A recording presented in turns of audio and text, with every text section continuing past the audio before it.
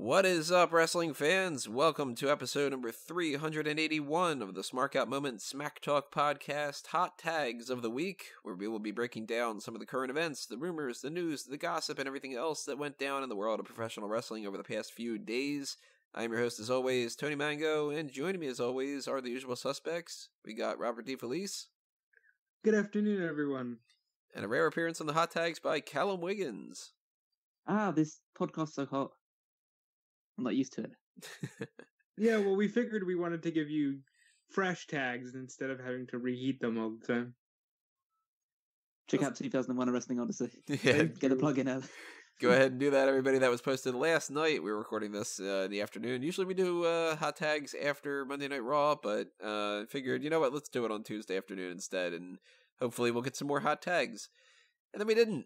So we're doing the same kind of ones that we would have had last night, pretty much. Before we get started, though, I will say you might be able to hear that the audio quality is a little bit different. I'm recording in a different space right now, and that's just something I can't really get it any better.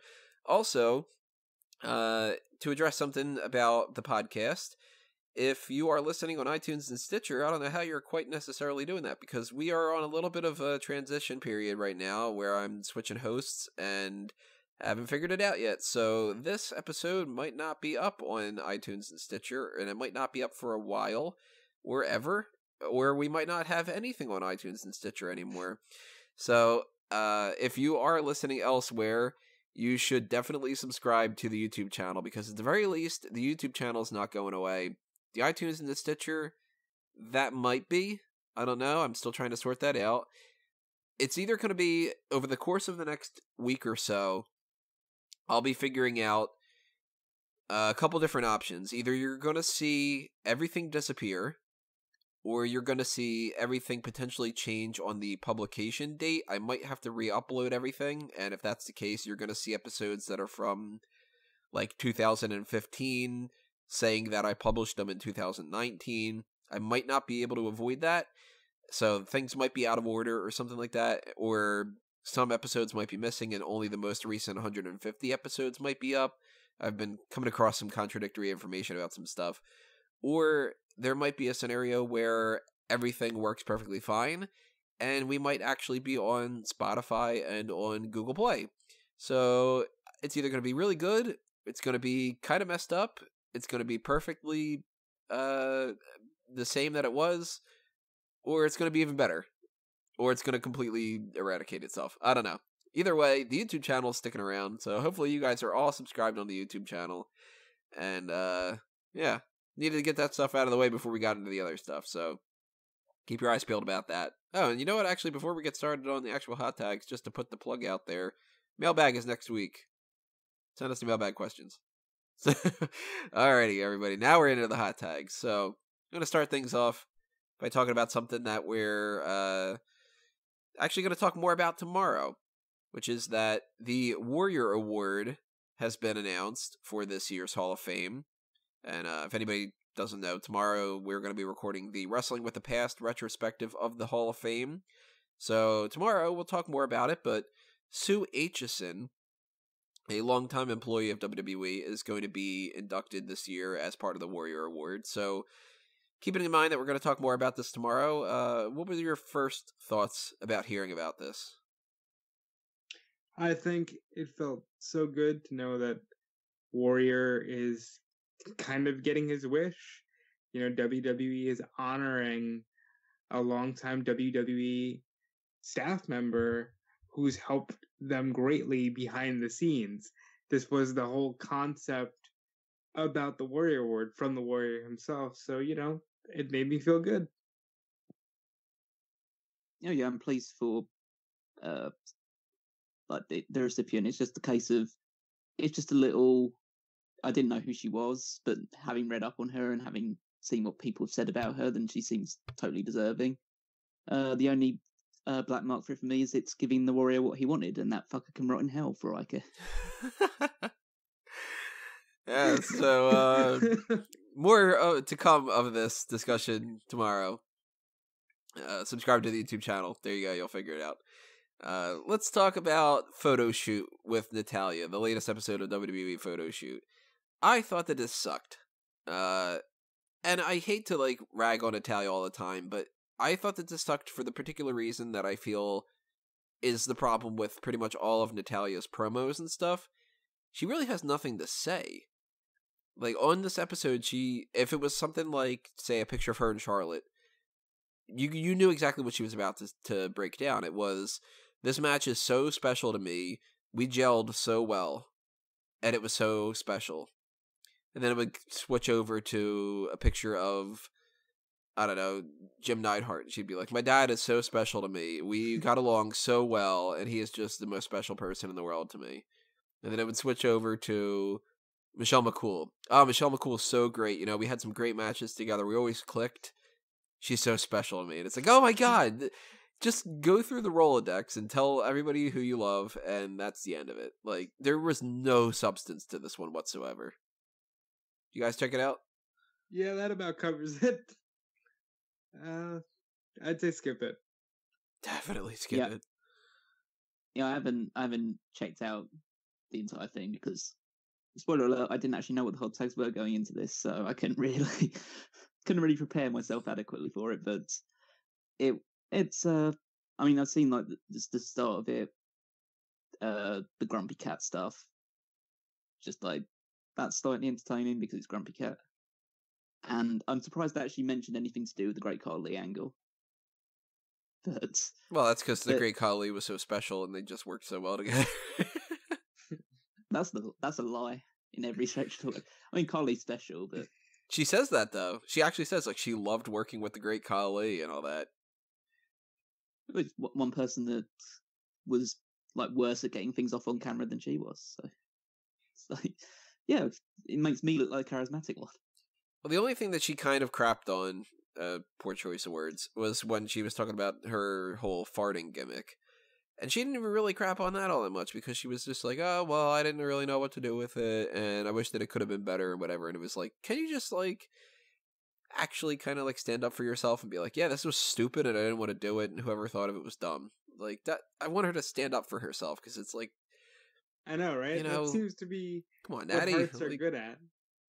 Like, you know, Brett could have a great moment and still find something to crap on about it. And it seems like Natty just wants to be the model employee, for lack of a better word. I mean, it's good that she's like on the optimistic side of things instead of finding fault in everything, but at the same time, it's just kind of like, oh, come on, Natty, everybody knows that you were better than this. Say it, you know, like.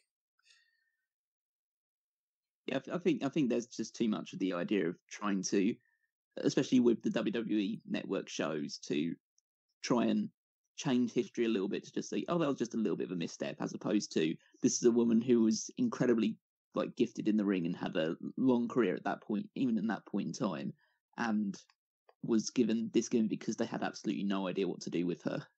It's not even like it's even just like a lazy gimmick. It's a completely hideous gimmick that was only designed to make Vince McMahon laugh because he likes fart humor.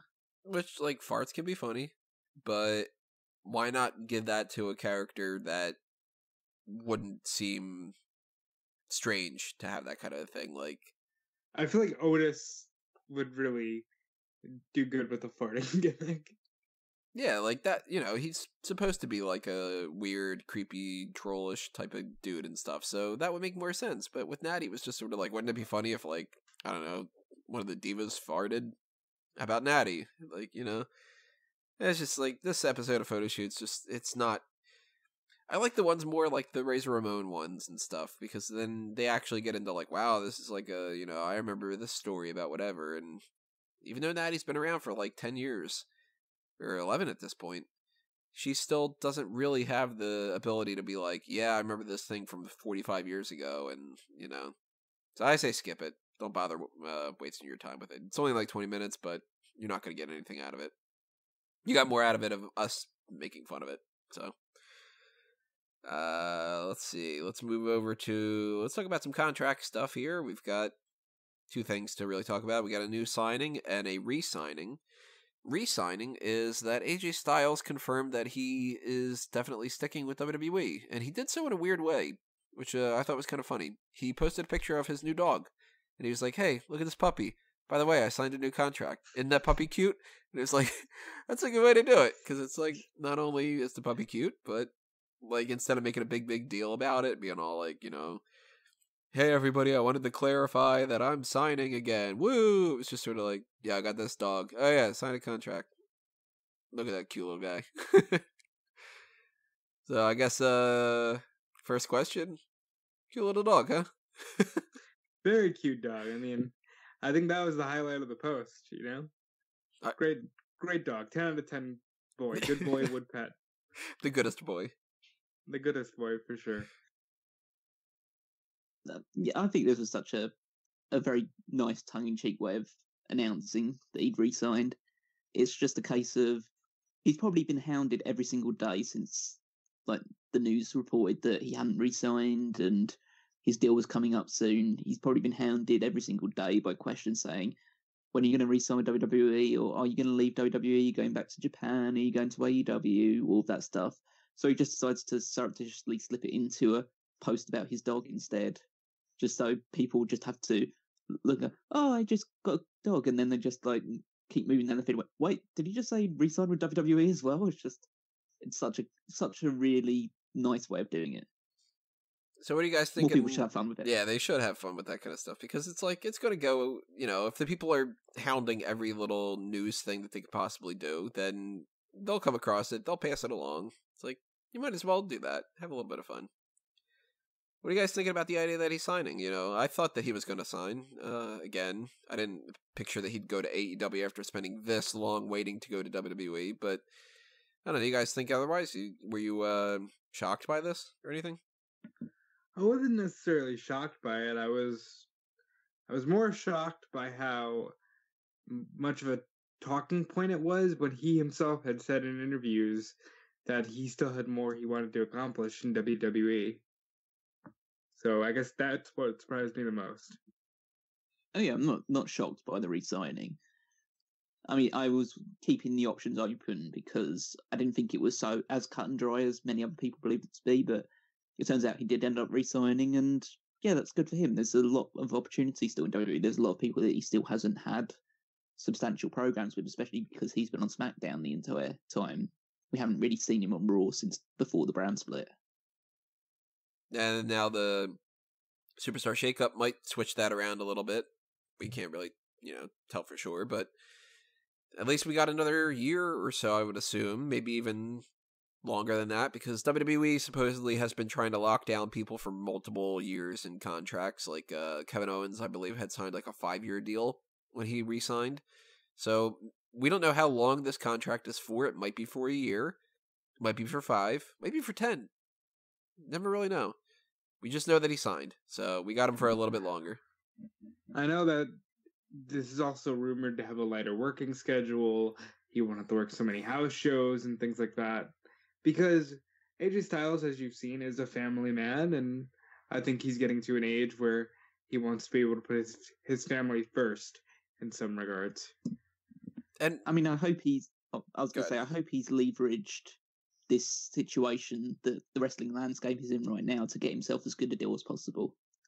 That's probably the biggest thing I want out of it, is that even if his intention the entire time was to re-sign with WWE, and by all like things that he was saying in interviews, it was just being able to be in a situation where basically any wrestling company in the world would sign you, and a lot of companies are showing a willingness to spend a lot of money to get people on board.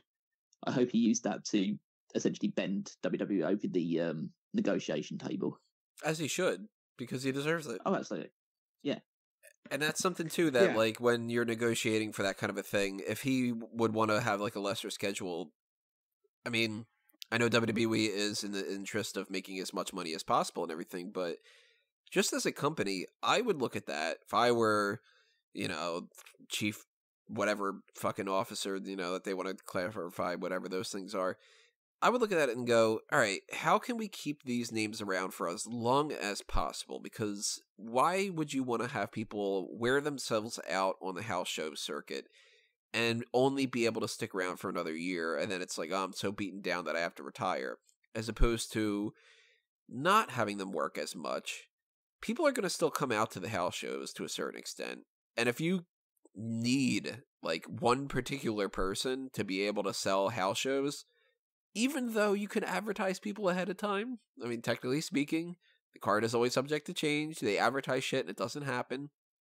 You could just advertise that people are going to show up and just kind of game the system a little bit. But the house shows are stupid. Like, they're fun for the people that go there and they want to see something that's like non-canon, but they also don't matter. And they earn revenue, but they don't make up, like, you know, the bulk majority of the revenue for the company.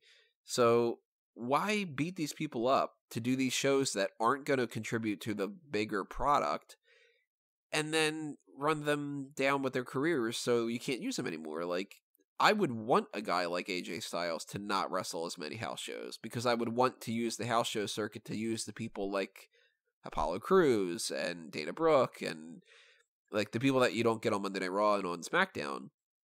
Give them a reason to earn their paycheck. And, you know, if they end up getting injured or something, it's like, well, all right, well, how many times were we really going to use Sin Cara this year on pay-per-views? You know? Seems logical to me. Speaking of Sin Cara, exactly. he also signed a 3 year. You picked up on the transition there, yep.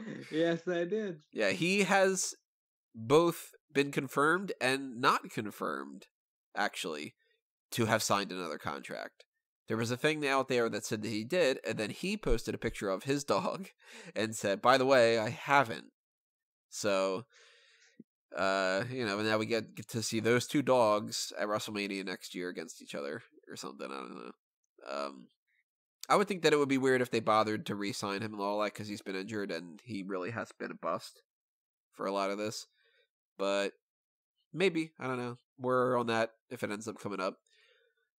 No, what's happened is that Mystico has signed now, and Unico has not signed, and we're just back in that black hole of a loop. Is he still going by that Mystices thing? Last I saw, he was Mystices, but I think he's changed to another Mr. something.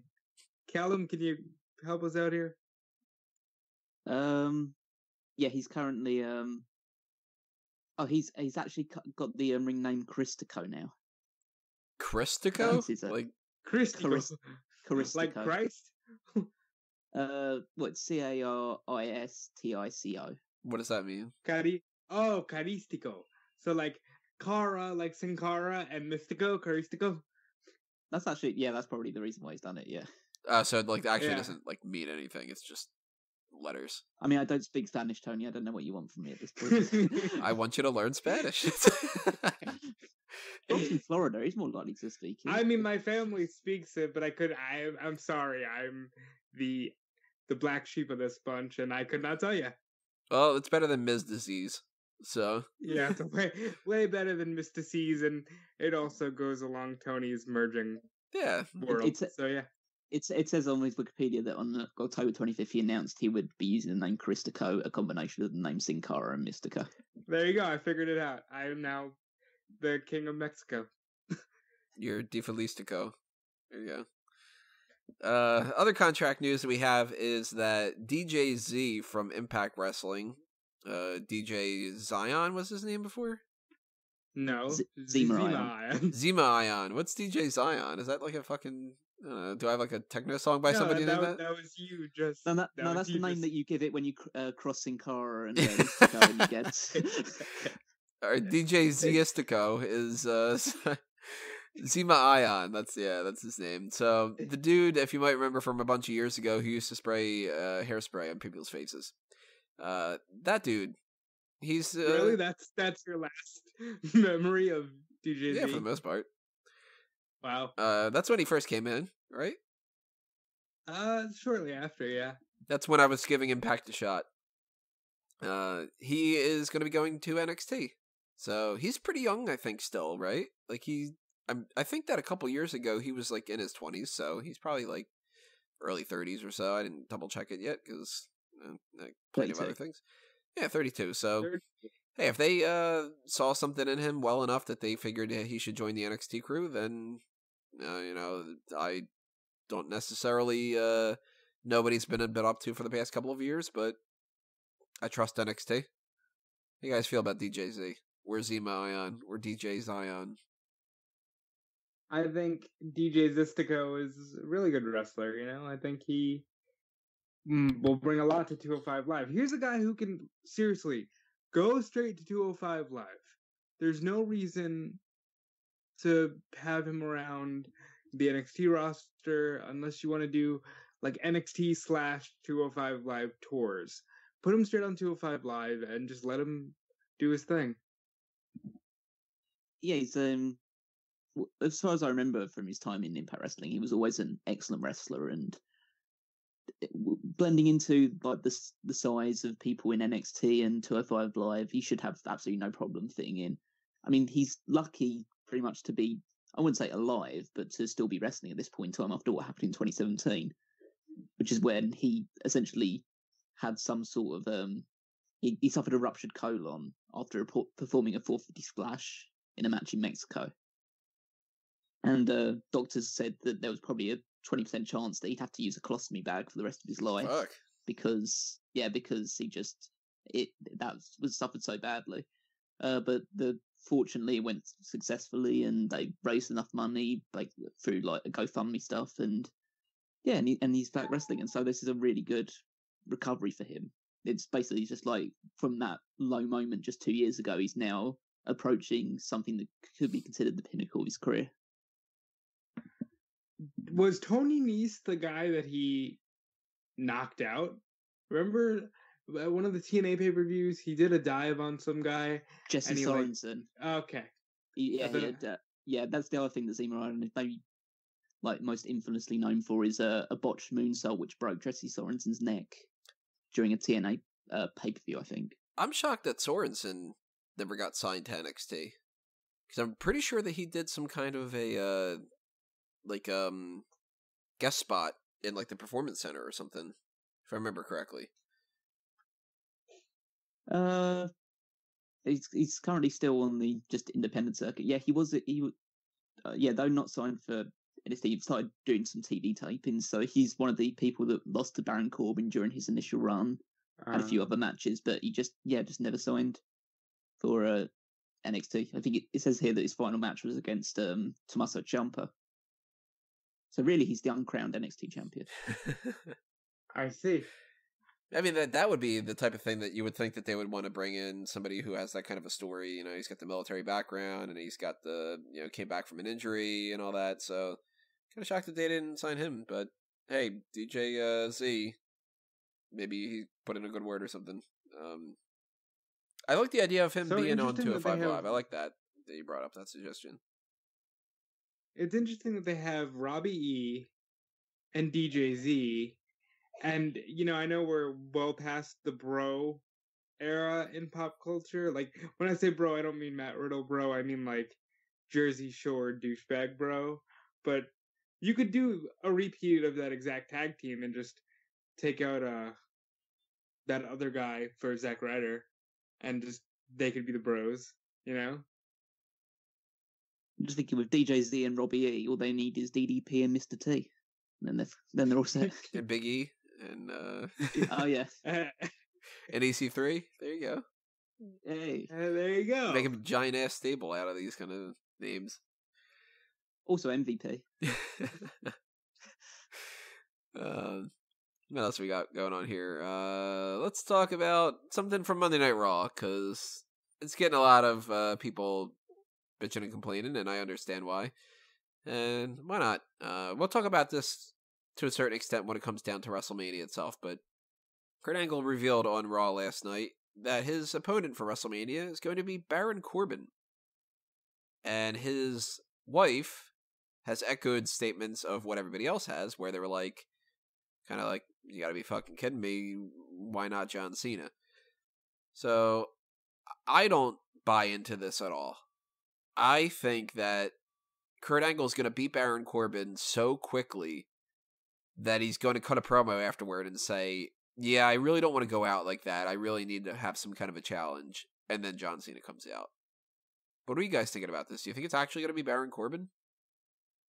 So, I was thinking about this match because when they announced it, the way they announced it, I was let down. I think the letdown of this would have been significantly less had they not said Kurt Angle's going to reveal his final opponent, making you think, okay, it'll lead to some kind of a big segment with whoever it is. But think about this storyline. You're Kurt Angle. You're an Olympic gold medalist, like a 5-time WWE champion.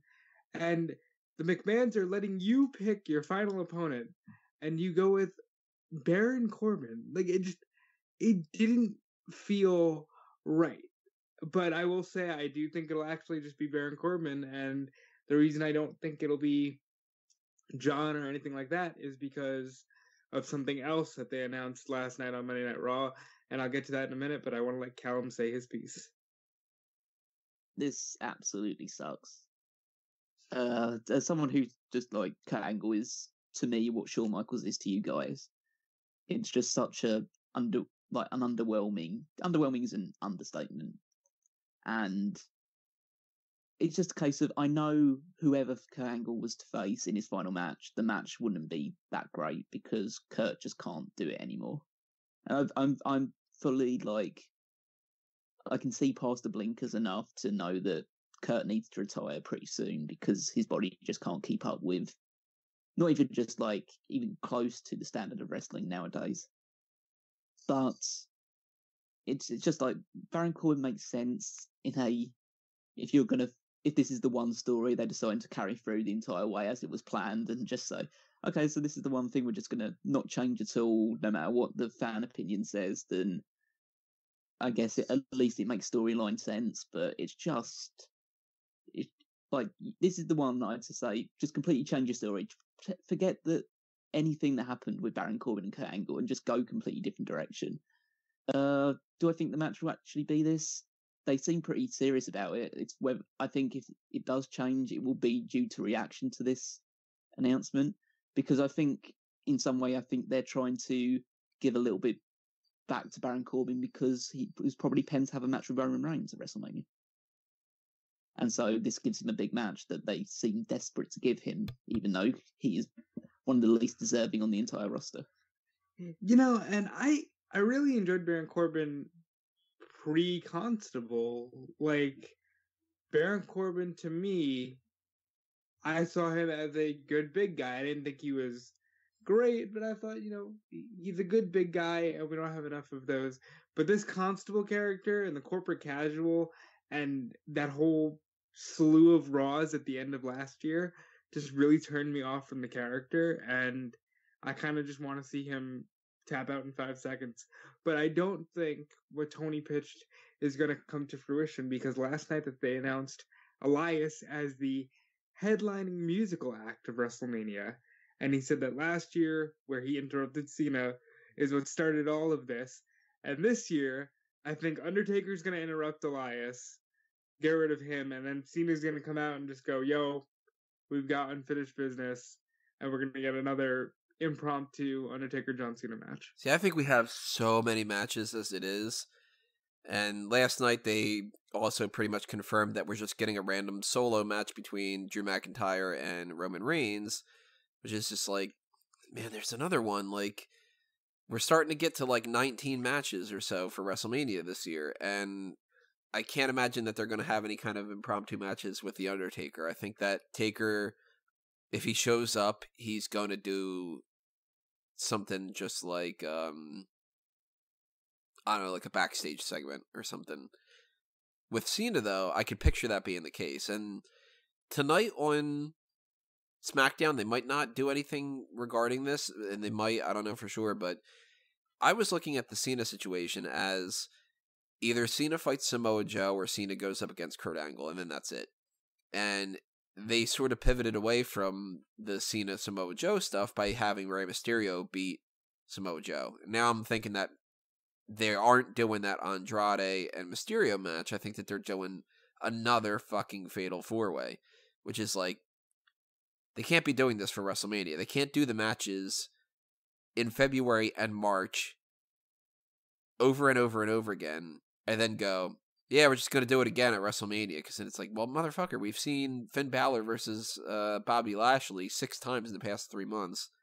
why is this special? Oh, because he's got the demon paint on. Fuck you. And if they do any kind of a tease with John Cena and Samoa Joe, then I'm going to go into the Kurt Angle thing going, fuck it. It actually is Baron Corbin. But if they don't do that, and they keep leaning towards this Rey Mysterio and Samoa Joe thing, I'm going to buy more into the John Cena impromptu match with Kurt Angle. Because I just can't imagine that they would have Kurt Angle go out there and say, I picked my opponent, and it's Baron fucking Corbin. And then his wife tweets out afterward about, like, this isn't really good and we really wanted Cena. I don't know. It just doesn't strike me as the type of thing that they would be stupid enough to think that that's good enough. Especially now that over the past couple of weeks, they've been a little bit smarter about things. And WrestleMania is all about, this is like a big spectacle type of thing. If they don't announce John Cena ahead of time, then John Cena popping up and fighting Kurt Angle is a special surprise. And that is what I'm going to be holding on a little bit of hope to. Because Baron Corbin, to me, as a character, I like him. And I actually liked the Constable Corbin stuff. But he's just not the type of guy that I want to be like, yeah, he's clearly the guy to retire somebody. Nah, doesn't work. Well, I go along the lines of, if it does end up being Baron Corbin, Angle has to win the match. Oh, he has to. For sure. But if it's Cena, it doesn't have to be a win, 'cause it's still a big match. It's just a case of like, that can be just a nice way of going out. I don't think Angle or anyone would be they would be less excited than if Angle won, but if it's Cena, you can kind of understand it. Whereas if it's Corbin, then it's already disappointing enough, so to have Corbin also go in and actually end Angle's career would probably be, well, that's something that could really turn a crowd. Yeah, how do you bounce back from that? Yeah. And what's weird to me is they fully embraced, by the time Baron Corbin got in the ring on Monday Night Raw, they fully embraced the fact that, yeah, social media is very unhappy about this match announcement. And I don't get it. I feel like this might be a case of Vince and whoever else is working in creative just being like, well, it can't always be the mega match at WrestleMania. We're telling stories here. But like Callum said, is this the one thing that you're just going to, no, we're sticking to this because we didn't have Kofi planned and Becky planned, but this Baron Corbin match, we're going to stick right through it. Well, it just seems... Go ahead. I was going to say, it's also a case of like, WWE's doing this a lot at the moment where they're essentially trying to annoy fans by giving, if this does end up being a Cena, they're trying to annoy fans by giving them the match they don't want to see first. And then, oh, hang on, we're not actually doing that, we're doing this instead. See, you're getting the thing you want. It's just, you can do that a few times, but if that starts to become basically every single match you're booking up saying, oh, we're going to do this, and you absolutely hate it, and then we're going to change it at the last minute just to get you even more excited, eventually they're going to catch on pretty quick to that sort of stuff. And they just won't believe anything that you announce. And then when they do think they're saying like disappointing in the future, maybe not for this WrestleMania, but in the future for a show, and they say, oh, it's a disappointing thing, so they're gonna give us something good at the end of it. That's the way they've been doing things recently, and then they don't do it. You just go, oh, this fucking sucks. Like you hate it even more because you're expecting the surprise to come, and then it doesn't come, and you're really, really annoyed by it. But it could just be a case where, not to sound like too judgmental, but maybe people like Vince McMahon and whoever else wanted certain things in particular. Maybe they're pissed about that kind of fan mentality, and maybe they want to just win something. Like, motherfucker, we wanted Charlotte and Ronda, and all you people keep bitching about Becky, so we'll throw her in there. Fine. You got your Becky thing. Oh, god damn it. Now everybody's talking about Kofi Kingston. Fine, we'll give you that. But you know what? We keep bending to this, we keep bending to that. We are not doing that with the Baron Corbin thing. We don't care. Fuck you, we want to get what we want. You know? Oh my god, we keep changing the things that fans want, and all we have to come for us is our millions and millions of dollars. I think that could be the case, though, because people do act like that. People are very, like... Vince acts like that. Well, I know some people outside of him act like that, but he's the one who acts like that. He's the one that would have to act like that, because he's the one who's got the final call. So if Vince McMahon really, really wants that Baron Corbin match, and if it's bothersome that like he isn't getting what he wants on the other things, that could be where he puts his foot down a little bit and he just goes like, no, goddamn it, I want my WrestleMania, which is like, you know, a little kid throwing a tantrum kind of a thing. It could be the case. I buy more into the idea that the John Cena thing is happening, which is kind of like, it's good and it's bad, because to me that's better than the Baron Corbin thing, but it's not good because I wanted the John Cena and Samoa Joe match. So then it's like, god damn it, that match isn't happening again. And, you know, that's like 4 times that match was supposed to happen, and it just, they keep waiting, and it's not going to if they don't pull a trigger at some point. But I don't know. SmackDown might give us a little bit more of an indication of that. Like I said, if we get any kind of a tease of John Cena and Samoa Joe, then I think that rolls out the John Cena thing with Kurt Angle. But if we get, you know, Rey Mysterio helps out Kofi Kingston by distracting Samoa Joe, then I think that that's guaranteed it's not John Cena, Samoa Joe, WrestleMania. And then it opens up John Cena. So we'll see. I have one more hot tag. But anything else on Monday Night Raw that you guys think we should just address before we move on? Trying to remember. I don't think of anything particularly newsworthy. Yeah, I'm trying to remember if anything else is like they announced the Roman Reigns match, although it's not official. I mean, they confirmed that the Andre the Giant Battle Royal is happening. That's right. Which they hadn't done previously. Yeah, and but Braun Strowman will be in it. That's the best you have for Braun Strowman after making it seem like he was going to get involved with Lashley and Balor. I'm not surprised.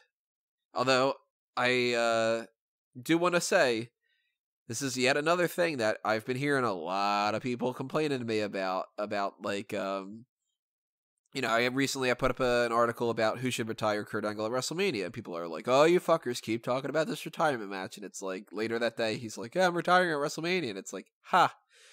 And then for the past, I don't know, 2 months, I've been hearing from multiple different people, yeah, I don't know if they're going to do that Andre the Giant Memorial Battle Royal anymore. You should probably not talk about that, and you should probably not act like that's a guarantee, and I don't know, you keep seeming to harp on that, whatever, and it's like, motherfucker, they're gonna do it, and there you go, there's confirmation.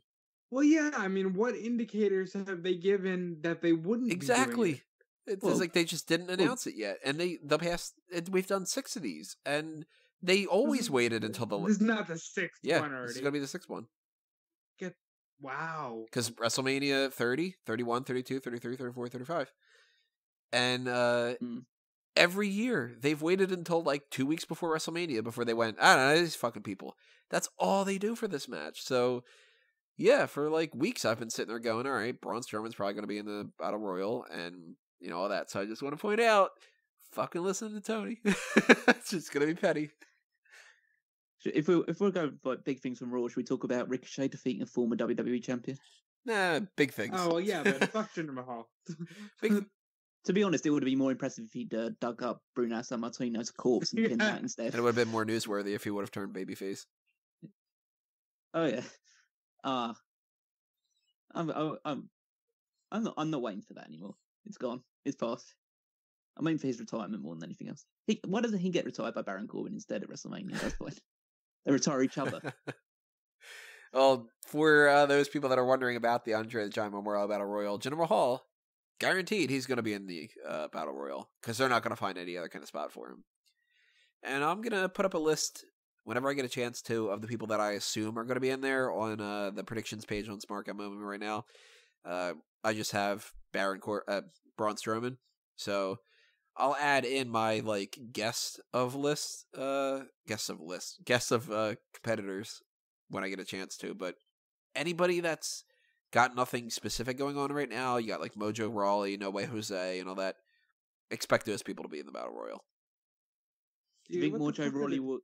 Oh, I was going to say, do you think Mojo Rawley will escape the mirror long enough to enter that Battle Royal? Just like staring at the mirror, shouting himself, and just forget that the match is supposed to be going on. It'd be really nice if he would try to win that match by hitting somebody with the mirror. Or he just comes out holding the mirror and he's just staring at it constantly, and that's how he gets eliminated. Just like people sneak up behind him and he's just staring at the mirror, just shouting. Can at Mojo himself. go into the mirror and who comes out of it is like the narcissist Lex Luger or Rick Rude or Dash and Cody Rhodes or anybody who's better than Mojo Rawley? We haven't gotten there with the technology yet. One of these days. So the last hot tag that I have down here is something that is potentially a spoiler for the Superstar Shakeup. It might not be. It might just be something that they're throwing out there for the hell of it. But there was an advertisement that Brock Lesnar would be showing up for SmackDown on Fox in October. And that is not the most surprising thing in the world to me because, keep in mind, everybody, when it comes to SmackDown, it is the B show right now, and it has been the B show. And pretty soon, it will be the B show again. But when SmackDown goes to Fox in October, they are definitely going to give it a push. And I have been saying for a while, I think Ronda Rousey is going to go to SmackDown. Brock Lesnar very much could too. They could front load SmackDown with a lot of the main superstars like that, just to get the sports feel to it. Because Lesnar, of course, he has more of an interaction with ESPN than somebody like, I don't know, like Seth Rollins, for instance. So it wouldn't shock me at all if Brock Lesnar loses this title at WrestleMania. 2 weeks later, it's a Superstar Shakeup. If they announce that he has been traded over to SmackDown, that could definitely happen. But it also doesn't have to happen with the Superstar Shakeup. They could just have Brock show up in October. He can take a call for a couple of months and he just pops up in the middle of October. It could happen. And now that this has been advertised, I think it's a guarantee. If they don't announce him, I'm sticking to my guns, and I think it's the end of the brand split. I think they would announce it in the Superstar Shakeup if it is the case.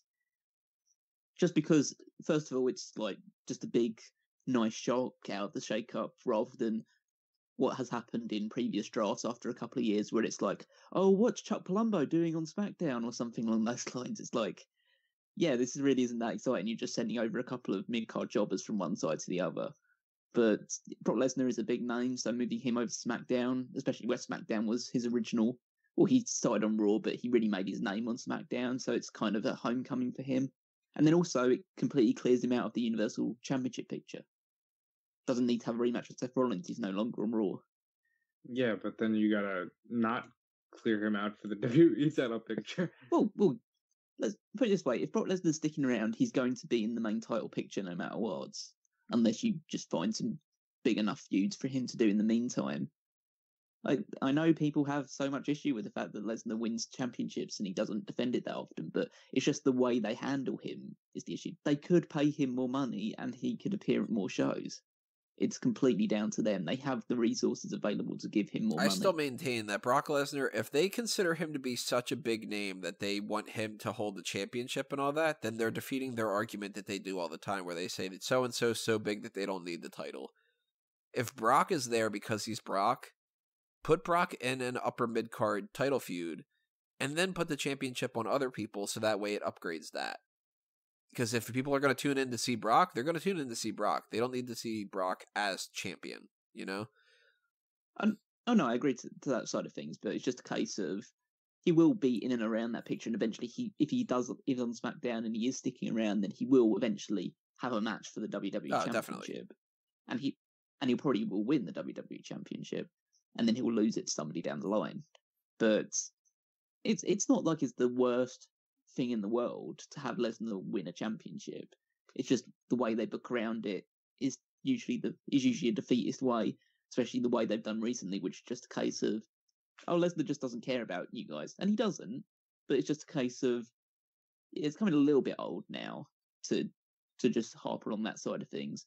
And you could also just have Lesnar just have some good feuds with people that he hasn't wrestled because he's been on Raw this entire time. Who would you put him against? Well, see, that's the thing. The Superstar Shakeup's going to switch that up, too.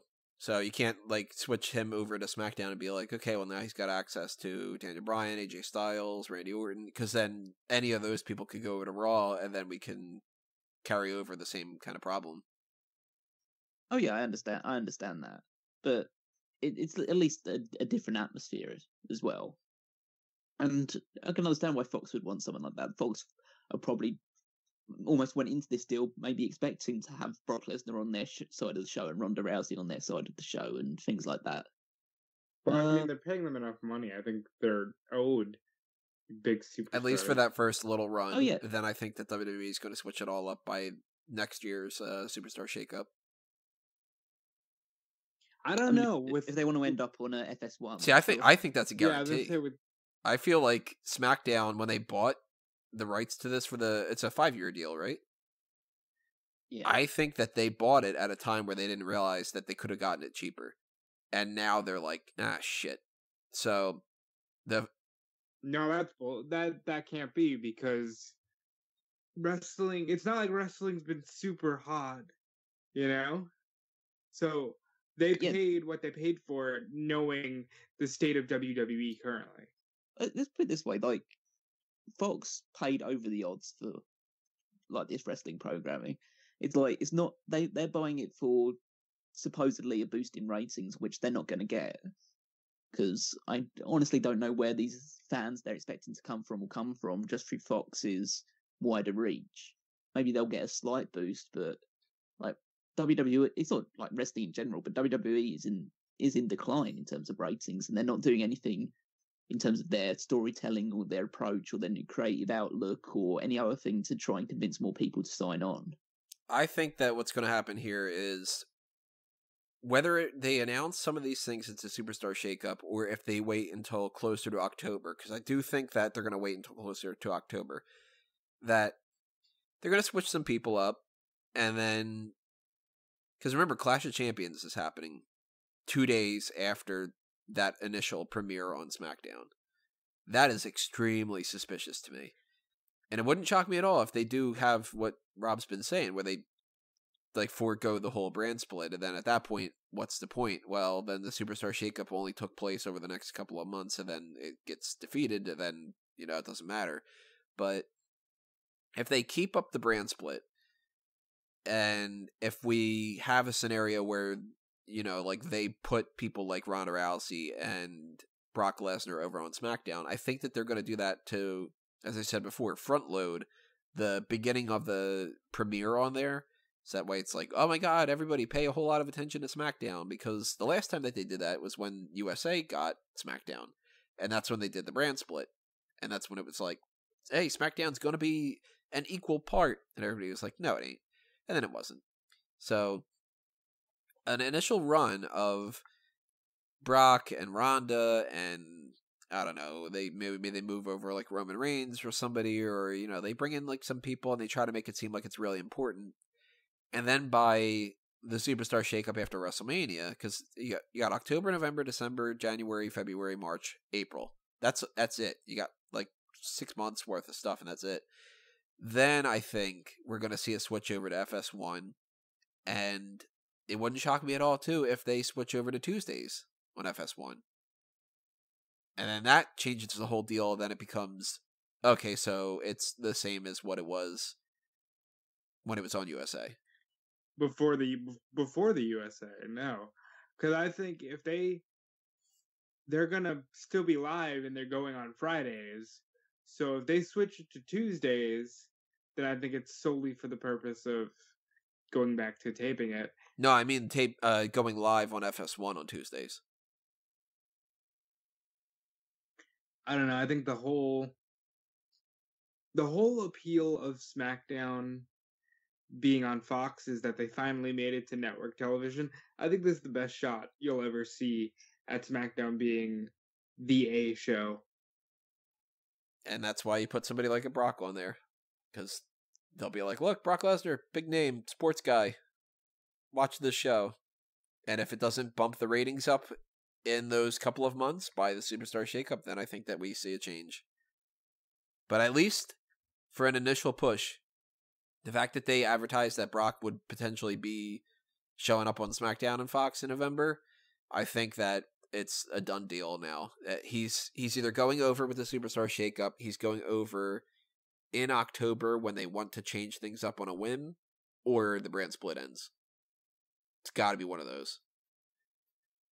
I think the brand split ends. Until I see otherwise, I think the brand split ends. Well, how do you see otherwise? It's just a case of it either ends or it doesn't. Well, until I see them, really giving a push to the division of brands again. Because right now they're already moving in the direction of, slowly but surely making things a unified brand. You're not going to get a confirmation until you get matches announced for Clash of Champions. That's the big thing. Oh, yeah, absolutely. If they say, for instance, I don't know who's going to be the champion at the time, but October 3rd is when Clash of Champions is? Is that what it is? No, when's the premiere on there? October 4th. All right, so then it's the 6th or something like that. Try to look that up real quick while I'm at it.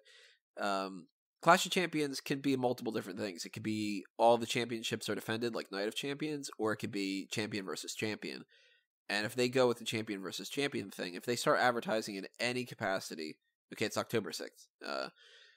If they start announcing Clash of Champions is coming up, and we're going to see, instead of at Survivor Series this year, because we're not going to have the brand split, and we're not going to tell you that that's not going to be the case.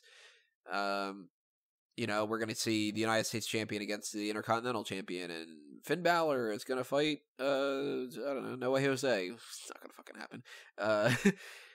Then that's a confirmation brand split sending. But if they, in September, start building towards an angle where it's a Raw guy fighting for a Raw championship, then I think the brand split's sticking around. But that's when you're going to get your confirmation. Of course, the first confirmation we're going to get is going to be WrestleMania, because if Brock drops the championship, can't really hold the Universal Championship on Monday Night Raw and be on SmackDown. So, yeah. I think the biggest indicator for me is the fact that it's just two different networks. And I don't know if either side will be too happy about losing certain wrestlers to one side or the other. But that's go ahead. Well, it's kind of like the reason. That's more the motivator why they would end the brand split. Is just a case of Fox wanting to have certain superstars and USA wanting to have certain superstars, and surprise, surprise, they both want the same superstars because there's only about 10 superstars worth of damn on either show. And WWE Creative being, as Tony has called them on several instances, lazy, to end the brand split would just mean, okay, now both networks can get what they want, and that's 50% less work that we have to do. Yeah, because now we only have to focus on the same people. And then when somebody goes, well, we have got an idea for this person, and then you go, well, are they part of the 15 that we care about? Well, no, but we could whatever. Oh, well, then, fuck you guys. And then they release more people, because then you don't need people. And then you see, lots of different things changes when it comes to that. But also keep in mind, too, this is something we just didn't address, but even if Brock drops the championship to Seth Rollins, which I'm less and less thinking is going to happen now, Saudi Arabia show is coming up right afterward, May 3rd. So Brock is going to be on that, for sure. They pay to make sure that they have those people. I mean, we've seen 2 of these by now, and each one of them has been, I want The Undertaker, I want Chris Jericho, I want Brock Lesnar, I want John Cena, etc., etc. Brock seems to have no problem going over to Saudi Arabia and collecting a big paycheck like some of the other people. We're going to get, if Rollins beats Brock, we're going to get a rematch at the Saudi Arabia show. And if not, then Brock's going to drop the championship to Roman Reigns at the Saudi Arabia show. Well, no, because Roman reportedly didn't feel comfortable going to Crown Jewel, and reportedly is still like, yeah, I don't know if I want to go to Saudi Arabia. Well, I mean, that's the second option if Rollins doesn't just win it, though. That's true. I think I'm not sold on Rollins winning it, but I don't think that Brock Lesnar will hold the Universal Championship for too much longer. Well, WrestleMania week is not right now, so we will talk more about these kind of things when gets down to that. But we are going to be building towards that. We only have a couple of weeks left, so the next couple of weeks we're going to talk more about these different kinds of things, including the episode that we're going to be doing tomorrow, which is the Wrestling with the Past Hall of Fame retrospective for this year's class. They haven't announced everybody, I'm assuming, especially because we know they haven't announced the Legacy Award participants. But we're going to break it down as much as we can. We're going to talk about whatever our thoughts are about this class that has been announced so far. And when you hit that subscribe button and you ring that little bell for the notifications, once you check that off, you'll get email alerts of when these videos get posted, so you'll be aware of when we post that video. We've also got the Facebook and the Twitter that you can be aware of when we post the new videos, so follow those at Smark Out Moment. I had mentioned before about the iTunes and Stitcher. You will get more information about that when I have more information to give out. But if you are listening on iTunes and Stitcher, subscribe to the YouTube channel just in case, because that is a very good chance that the other stuff might not exist. We've got plenty of other things that are happening on smarkoutmoment.com, so keep checking that out, including the contest that is going on right now, where you can win a Funko Pop of either the Skull King Triple H or the WrestleMania 12 Shawn Michaels. There is the Redbubble shop, the TeePublic shop. Both of those are for Smark Out Moment, for Fanboys Anonymous, and for a Mango Tees. And we've also got a bunch of people making a bunch of noise in the background. There's the Patreon for Smark Out Moment. So if you want to keep our lights on by tossing some spare change our way, then go ahead and donate to one of those tiers on that. Mailbag is coming up next week. I just got an email not that long ago from Peter sending us some mailbag questions. Thank you, Peter. Send in your questions as soon as you can so I can backlog those for next week. 2001 A Wrestling Odyssey is up, so check that out. And I don't know what else has happened on smarkoutmoment.com, but everything you'll find on Smark Out Moment is there. So e-wrestling news, Bleach Report, I got that crap. I got fanboysanonymous.com. Check out everything that's happening there. That's it on my plugs. I'm going to pass this around. Rob, you got the horn. Tony basically covered me. E-wrestling news, 2001. You can follow me on Twitter and Instagram at DudeFelice. Callum? Follow me on Twitter at Wigmeister14. Just reinforce the point, 2001 Wrestling Odyssey episodes for January, February, and now March are all live on the YouTube channel, so check those out when you have a chance to.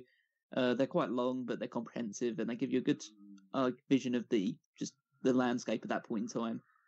Just an idea about what's coming up in the future. In the first week of April, at some point, we'll do a complete review of WrestleMania 17. Just to give you just a little bit more in the WrestleMania move, because that's a WrestleMania that you should be watching before any show, well, maybe not, because it sets the bar pretty high, and then you're just disappointed even more when the actual show happens. But hopefully you'll watch along with us, and then there'll be the ones for the rest of April and the rest of the year. So check out all of those. Alrighty, everybody, that's going to do us in for the hot tags. Thank you for listening. Drop your comments below. Tell us what you think about all these different topics and anything else you want to chime in on. We will see you the next time. This has been another Smark Out Moment, and we're being counted out.